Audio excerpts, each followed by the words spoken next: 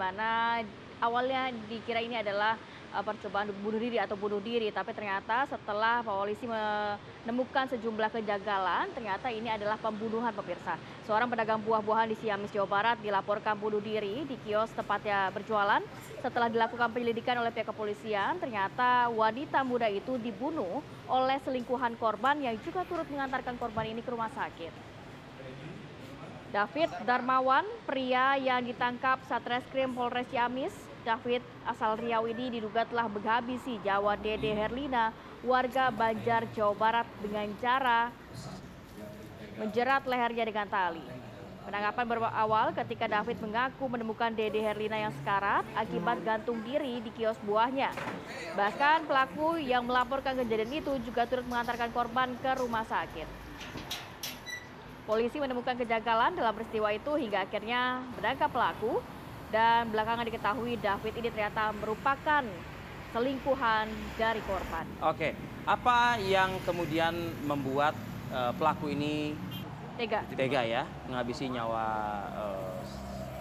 rekan dekatnya? Mungkin ya. Nah, coba kita tanyakan ke pihak Polres Ciamis yang mengungkap kasus ini. Ada Ibtu Magdalena, Kasih Humas Polres Ciamis. Selamat pagi, Bu Magdalena. Selamat pagi, Mas.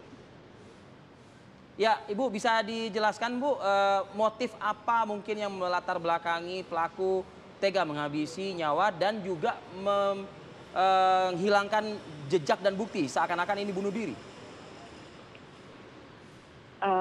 Baik, bisa kami informasikan bahwa motif dari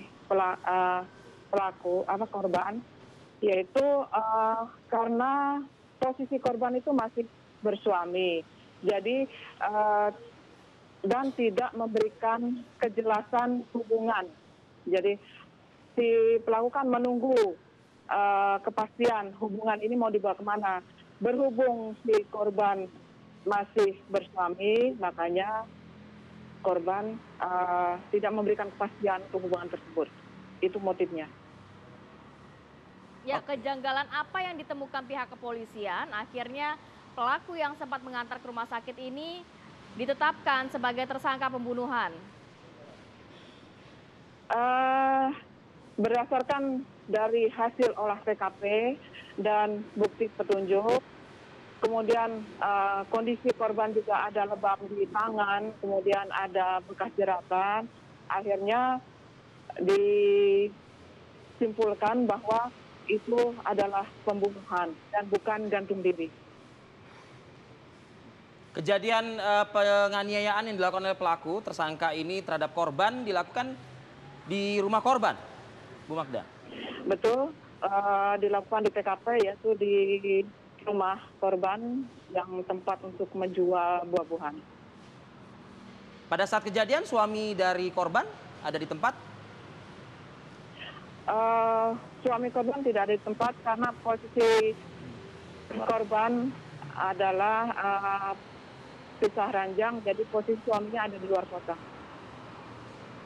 Baik, terakhir Ibu, ini jeratan hukuman kepada pelaku seperti apa, Ibu?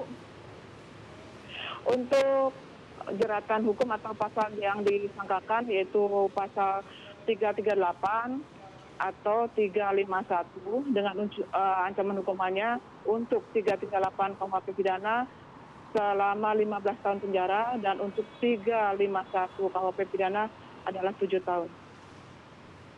Baik, terima kasih banyak Ibtu Magdalena sudah berbagi informasi dan waktunya pada pagi hari ini. Selamat bertugas kembali. Assalamualaikum.